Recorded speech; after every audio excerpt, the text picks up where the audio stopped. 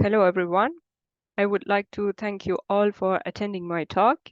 My name is Darya E, and today I will tell you about the modeling and experimental validation of the viscosity of molten salts in heat transport and storage applications, which is ongoing as my PhD topic in Forschungszentrum Jülich in the thermochemistry group under supervision of Dr. Michael Müller.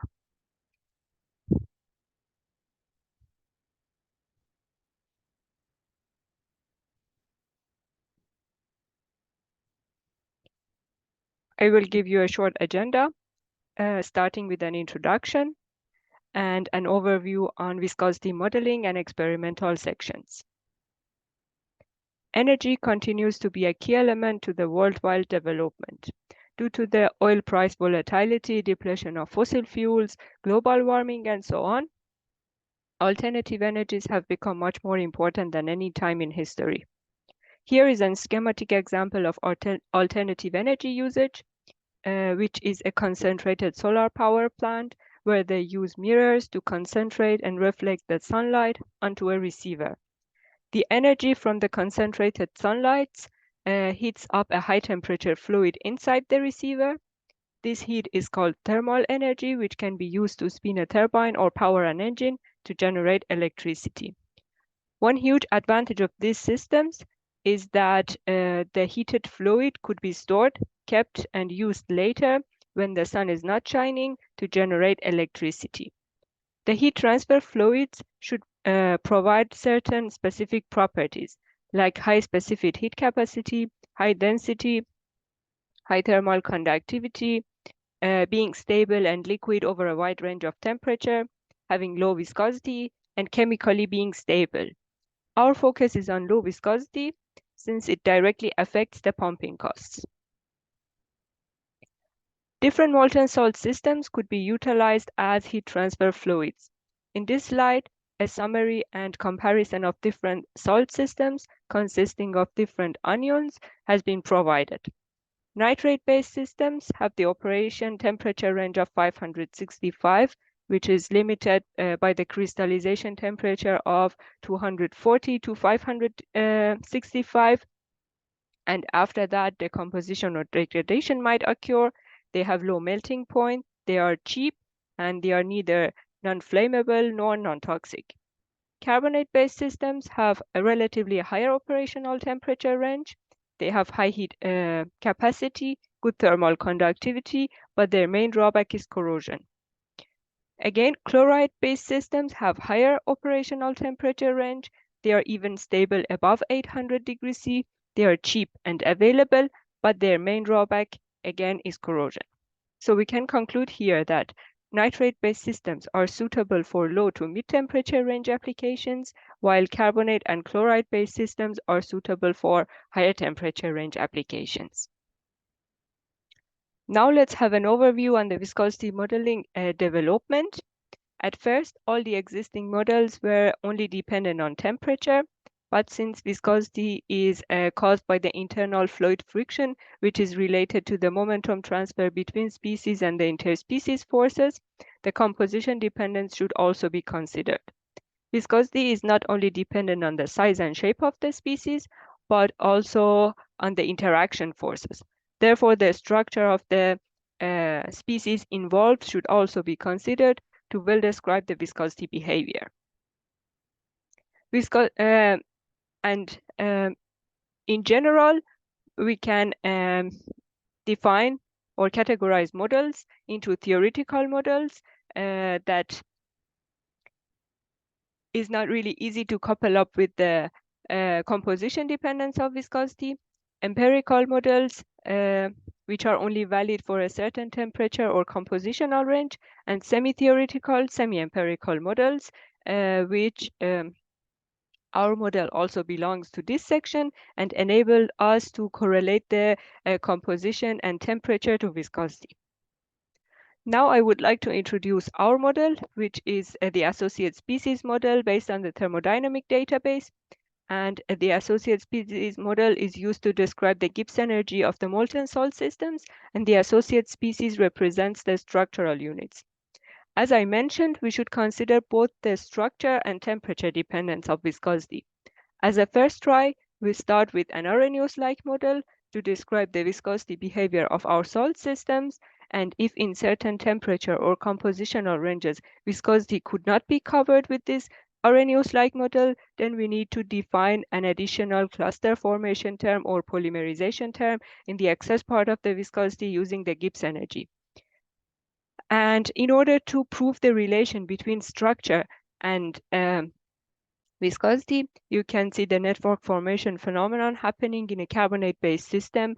Therefore, it's really necessary to consider the internal structure of the molten salt to well describe the compositional dependence of viscosity. The modeling methodology procedure starts based on collecting all the available database from previous work and then starting the calculations based on the more consistent data. And by comparing the difference between the calculated and experimental values, we can evaluate the performance of our model. Accordingly, I collected all the available data for systems consisting of sodium and potassium as cation, chloride, nitrate, and carbonates as anions. And as you can see in the green area of our table, we have enough data points that we can start the calculations based on. But in the yellow and blue area, we do not have really enough data provided in previous work, which means data development is needed by doing viscosity measurement.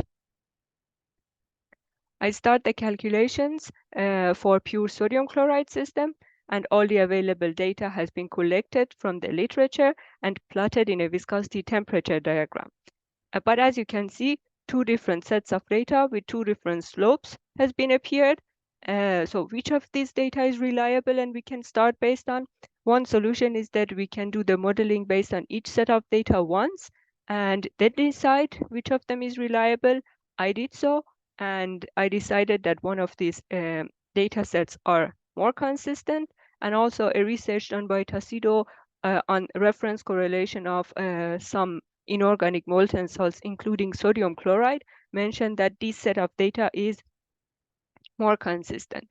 Therefore, I did the calculations based on this set of data, and as you can see in the right-hand side graph, the red line shows the calculation values, which is in good agreement with the experimental ones. Same reference correlation has been utilized for pure potassium chloride system.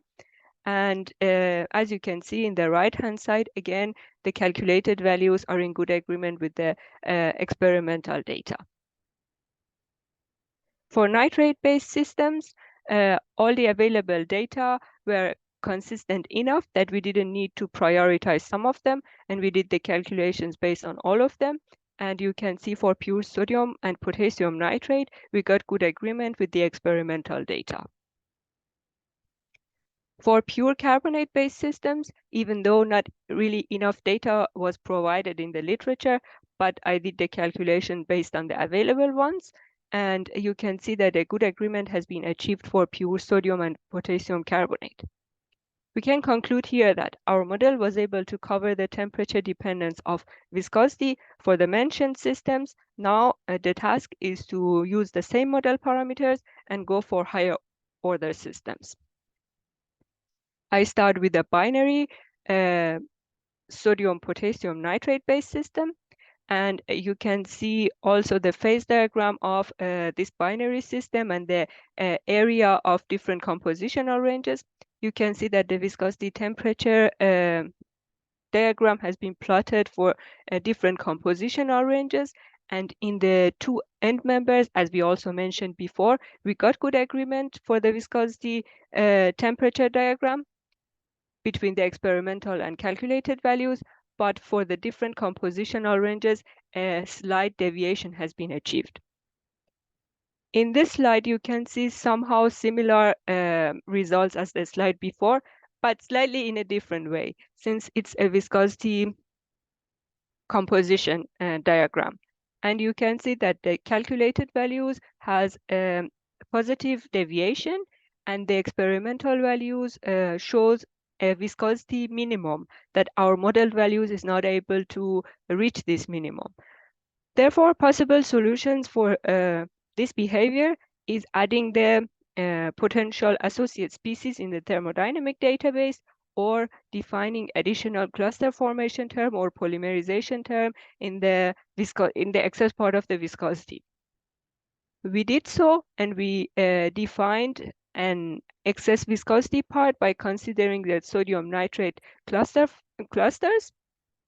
And you can see that by doing this, we were able to reach this minimum value by doing our calculations, and we could get a good agreement between the experimental and calculated values. As a support for what we did is the research of investigation on microstructure of sodium and potassium nitrates, which they did some SEM images at different magnification ratios. And as you can see, for potassium nitrate, by increasing the magnification ratios, the surface is still smooth. And for sodium nitrate, you can see convex parts and so many holes. And they also declared that potassium nitrate has a stable layered structure, while sodium nitrate has the potential to making a network, and it has a network base structure. The next binary system that I try to model is binary sodium potassium chloride. And as you can see, not really enough data was provided for different compositional ranges, but and also we didn't get a good agreement by doing this calculation, except for the two end members. But as I mentioned, because we only have this one set of data, and since we got good agreement for the two end members, maybe we can conclude that this set of data, the experimental one, I mean, is not really reliable, and we need to do further viscosity measurements to evaluate the performance of our model in this specific binary system. As I mentioned in the methodology procedure, we need to calculate the difference between the experimental and calculated values, and calculating the error percentage between them. And as you can see in this table, the error percentage for the all mentioned systems is less than 5, which we can consider it as acceptable. Now let's have an overview on the experimental part on different viscometer methods. Capillary method is mostly used for medium temperature range applications. It's lightweight and easy to carry, but since it's a long tube, it's not really easy to keep the temperature constant inside the tube. Oscillation method, which is utilized for centipoise range viscosity values, and it's used to measure the viscosity of molten salts, slags, and steel. And it's really recommended in most of the research, but since we need long analysis time and exact density values, it's not really recommended for measuring the viscosity of complex systems. Falling ball is another method which is used for measuring the viscosity of slags and glass, but it's not sensitive to low viscosity values. Rotational viscometer is another method which it has different geometries: cone plate, plate, cup and bob, or spindle and crucible. And all of these geometries have two parts, and the fluid locates between these two parts. And we work with the cup and bob or spindle and crucible geometry, since it is sensitive to low viscosity values and also to thin films. Here you can see a procedure of setup development in our work. As I mentioned, we decided on rotational viscometer, cup and bob geometry, since it is able to measure low viscosity values. And you can see in the right-hand side a schema of our setup. We use a 3-zone vertical furnace, which we measured the temperature profile inside the furnace to see which part is the most stable part thermally, and we decided to put the sample on the upper part. And by doing some preliminary experiments and a literature review, we found out that boron nitrate, alumina, and graphite are the most compatible material with our salt systems. So we decided to make the spindle and crucible out of this material. So exact dimensions has been decided and designed and ordered. And while we do the viscosity measurement, we do not get directly the viscosity value, but we get the torque value. And by having this formula and knowing the exact dimensions of spindle and crucible, we can calculate the viscosity values. One important point is the spindle speed, which it shouldn't be so low, not to have the edge effect, and it shouldn't be so high in order to keep the flow laminar. So it should be somewhere in between. And also we need to keep the gap between spindle and crucible as least as possible to minimize the eddy formation phenomenon, and also to reduce the amount of salt that we need. And as the next step, I would like to tell you that we plan to do further modeling for higher order systems for binary carbonates and chlorides, of course, based on the available data that we have, and calculating the measured viscosity values to evaluate the performance of our model.